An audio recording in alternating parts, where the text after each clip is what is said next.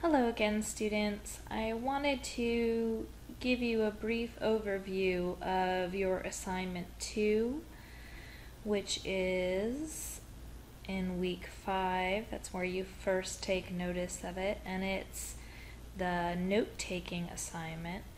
So just as in assignment 1, where I kind of said, hey, here is how this assignment connects to other assignments, and this is how you might approach it, I wanted to do the same thing with your note-taking assignment. So you'll see, just like in week 2, for week 5, you just want to read over the assignment, getting an idea for what it's asking for you, so that when you're reading chapter 4 and you're posting in your discussions, and then you're reading chapter 7 and chapter 6, that you're connecting the dots between all these things. Because as your book notes, and as common sense probably indicates to you, the more connections you can make and the more mental filing cabinets you have to file information away in, the more meaningful this information will be for you, and the more applicable it will be to your life. And of course, as teachers, we don't want this information just to be something that you try to get through so that you can get through the class to get on to the next class. We hope, and research has shown, that it's useful to students, that this information, if they can make those connections and apply it, really does save them time, energy, frustration, makes the process more meaningful, makes them more engaged. I mean, there's a lot that says this is good stuff to know. So we're trying to help you as much as possible connect those dots, but again, you've got to take it that extra step and actually do the work. So if we go into week 5 here, again, remember this is not due on the 28th, that this assignment note-taking is not due if you look on your syllabus or if you look on our Blackboard shell. It's not due until October 12th. But when you get into this section, we want this note-taking to be meaningful to you. And all of these assignments really could be used at any part of the term. It's just we had to space them out in order for you not to get overwhelmed. So if we look into submit assignments, I'm probably going to change that to read note-taking because that's the only assignment in this folder. You can see that here we have the note-taking assignment. It says, I like that quotation by Skip Downing. Again, we see his name pop up. It says, the second most time-consuming way to collect information while in college is attending class. You know, the first being note-taking. But you know, attending class is huge. And then this quote by Hermann Ebbinghaus, we lose 75% of what we learn within 24 hours, which I don't know about you, but that's so frustrating to me because I feel like I work so hard to be engaged, and if you're, you know, in the class or even digitally in the cyber class and you're sitting there listening to the PowerPoints, reading the chapters, you know, it's frustrating to think, oh my gosh, I just spent how many hours on this class? How much work did I put in? I paid for this class, and 75% of it could be gone in a matter of a day, little by little. So trying to move that information from short-term memory to long-term memory, trying to make it meaningful and applicable, is a lot of what note-taking is about. And the related readings for this assignment are Chapter 4, Managing Time, Chapter 7, Engaging Listening and Note-Taking in Class, Chapter 6, Learning Online. And it may be obvious that Chapter 7 is related to note-taking. It talks about how to stay engaged even in classes where you feel like, you know, staying awake is hard or listening is hard, you feel mystified by the professor. And then, you know, different strategies for note-taking. That is obviously connected to this, and I think as you read it, it'll jump out at you. The Managing Time chapter might be a little bit strange here as far as, well, what does managing my time and making sure, you know, I have enough hours in the day and that I allocate enough hours have to do with this? And really, I just want to stress in this chapter, I'm not going to go into it deeply here, you know, that's again something I want you to do while you're reading the chapter, is keep this in mind, is managing time has to do with how much time you give yourself, not only when you attend a class or you say, okay, I'm going to log into a class, I've got this much work to do for it, but to take notes for the class and to review those notes. And what does review those notes mean to you? So I know students will frequently tell me, well, I go to class and I take notes, and then before a test, I review my notes, and I'm making air quotes right now around review my notes. And what review my notes means is just read them over. I read over my notes again before the test. Well, does that really do anything? How do you know? I mean, reading something does not mean you're moving it to long-term memory. You've got to test yourself to see. So you've got to cover that information up or have someone quiz you or do something like that. And what does that take? Time, right?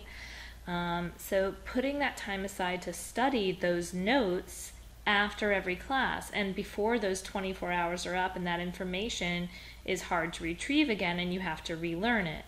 And this might be even with a reading. So reading chapter 4, it's not enough just to read something. You've got to engage with it. You've got to test yourself. You've got to ask yourself, do I really know what this means? And I think online classes are particularly good at that part of things, because usually in order to make sure students are engaged, we have reading quizzes, which we do on every chapter, and then we have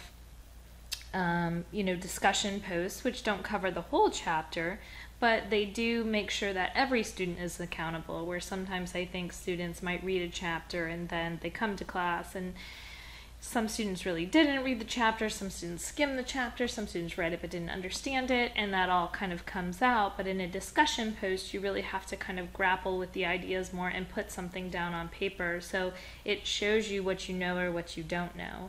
So managing time really here has to do with studying and making time to study.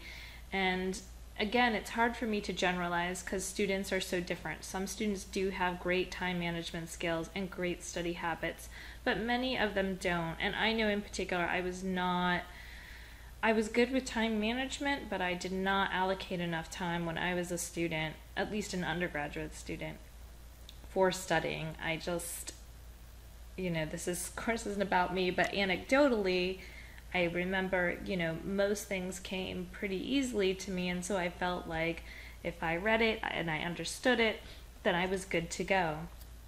And then, when it came to the test, I would try my hardest, and as long as it wasn't very specific, like a history test where I had to know dates, or a geography test where I had to know maps, or anatomy and physiology, or biology, or something like that, I was pretty good at digesting the information, and that gave me a false sense of security because, one, I could have done better. I certainly could have. There were tests where I got B's, I could have gotten A's. And that's got to be your own choice that you make, obviously, right? If you're okay with B's, you're okay with C's, you're okay with D's or F's. That's your own personal choice. I hope you're not. I hope you work to your hardest potential, because doing your personal best is what helps you grow, and it's your life, and you've only got one. So I'm going to stop espousing cliches at you now and move on from that. But anyway, I think that time management plays a big part in note-taking and what we do with those notes.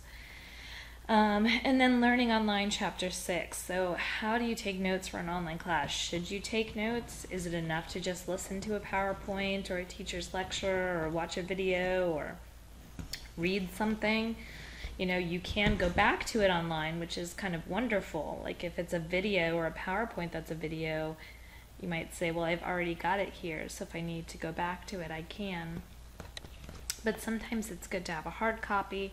And I think chapter 6 really goes into all those details. So for this assignment, the directions are in an upcoming class. So looking at the classes you're taking now, if you're only taking this class, then this class would be your one, but I hoped that you choose a different class. Take notes using one of the strategies learned in this unit. So they talk about, the Cornell strategy, they talk about outlining, a couple other strategies. for the whole class period. So I encourage you to try a strategy that you don't usually use. So if you usually use outlining, try Cornell. If you usually use Cornell, try outlining. And they talk about how you can, mix and match too. And then, so you'll have at least 1 page of notes on that. And then number 2, on another page, assess these new notes when compared to your old way of taking notes. Which strategy helps you to record more complete and accurate information? Why? What changes will you make for future classes? So looking back, and it's fine to say, listen, my original way of taking notes worked better for me, but I want you to explain in detail why, that way worked better. Or, some students tell me, well, this worked well, or this method would work well for my math class, but I don't think it would work as well for my English class or my, religion class or what have you. And so thinking about those kind of things. And then again, remembering to record more complete and accurate information. Sometimes students will even tell me with note-taking and their success autobiographies that their problem is not that they don't take notes, but that they take too many notes, that they're so busy writing things down that they really don't know what they're writing down. They don't stop to think about what they're writing down. They just want to get every last word in. And your book even talks about how note-taking is a form of learning, because what you're doing is you're making what the instructor says more concise, you're summarizing it, you're putting it into your own words, and that's a form of learning right there. That's a big step towards learning, is putting things in your own words and summarizing them. And so maybe that's part of the note-taking process for you. More complete isn't always better. I guess that's what I'm trying to focus on there, that maybe you do take notes that are more complete and you don't find that that's better. Finally, this is number 3, your notes can be typed or handwritten. So some people like to type their notes in class, they bring their laptop, that's fine. If you handwrite them, that's fine. If you handwrite them, then you obviously need to get them into the digital cyber cloud somehow, put them on the interwebs. And so you can scan them if you have a scanner or a printer at home, or you can use one in the library, the learning center, or if you just want to take a picture of it and then upload it, with your camera phone. As long as I can read them, that's fine. You could use that, and then upload that to along with your assessment of your notes. And then your assessment is the thing that I would like to be in MLA format, and so there's that format there again, and there's the rubric. So obviously for this assignment I don't have anything about grammar and mechanics, because if it's a math assignment and you're taking notes, grammar and mechanics might not be important. And certainly a lot of times when you're taking notes, it's a shorthand, so grammar and mechanics don't apply. So really what I'm looking for here, like an exemplary note-taking assignment, would be where I can see that you're demonstrating your personal learning style to your note-taking strategies, and that's going to come up more in the assessment than the actual notes themselves. So I'm going to see that you've reflected and you've said, well, I tend to study best this way, or this is what worked for me because I am this way. So personal knowledge and either a change or an awareness in how you take notes based on your own personal learning. So that metacognition, seeing that going on. All evidence can be supported by student production. So I can look to your notes, and if you said, well, I found that the Cornell method worked well for me because I was really able to test myself with the quadratic formula, and then I can go to the student's paper and I can see, oh, they used the Cornell method. Oh, yes, they had the quadratic formula here. Oh, okay, I see. Yes, the reflection is accurate. So that's the kind of thing that I'm looking for from this assignment. And then finally, it just tells you how to upload it to our Blackboard shell. All right, students, please reach out to me if you have questions. I know this isn't, an assignment you've probably done before, so please don't be shy and let me know if you're in doubt.